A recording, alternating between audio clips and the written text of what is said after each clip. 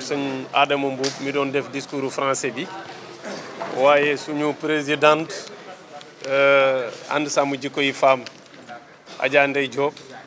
commentaire bu ndaw bii mu mujjee def nag mat naa bàyyi xel ñu yóbbante ko soxna Maimouna Dièye parce que daf ko yàgg jàmbat te effectivement lu yéeme la yoo xam ne féministes yaa ngi ciy def lu yaatu di ci lor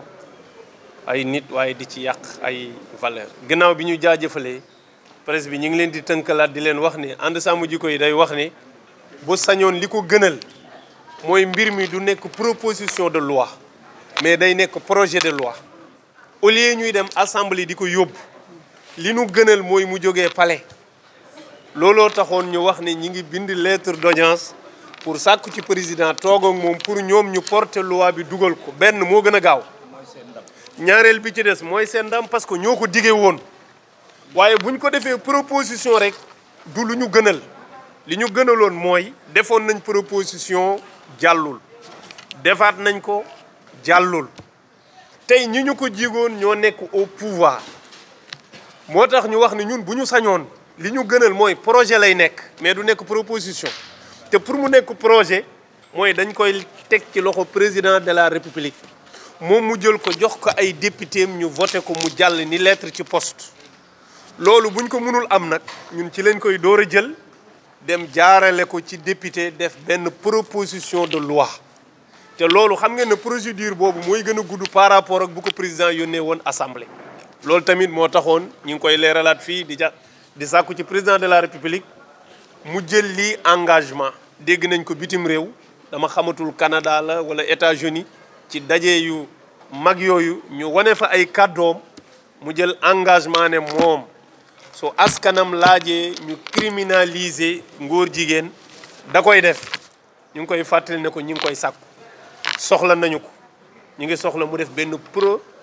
projet de loi danañ ko jébbal lii mu xool ko ba mu doy ko su ko doyee mu jaarale ko fa mu war a jaar ba jàll mooy li ñu gënal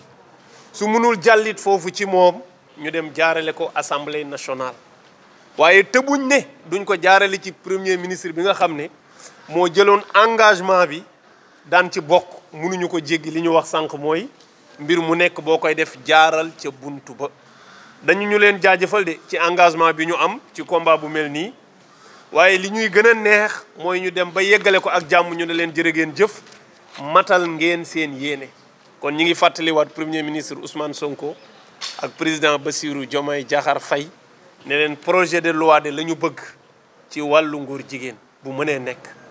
suñu mënul am projet de loi ñu am proposition de loi mooy mu jaar assemblée yéeg ci kaw waaye luñ ci mën a am jël parce que askan wi ci boppam ñoo soxla ñu criminaliser ngóor jigéen loolu askan wi wane na ko benn yoon du ñaari yoon du ñetti yoon su ko defee dañuy yëg ne lu jàmp la parce que loi bi wax dëgg yàlla daf fi yàgg nag benn loi bu fi traîné lu ëpp juróomi at wax dëgg yàlla jot nañ sëkk loolu jàll ñu nekk ci leneen parce que dafa am yeneen yu bëri yu nekk ci kanam diñu xaar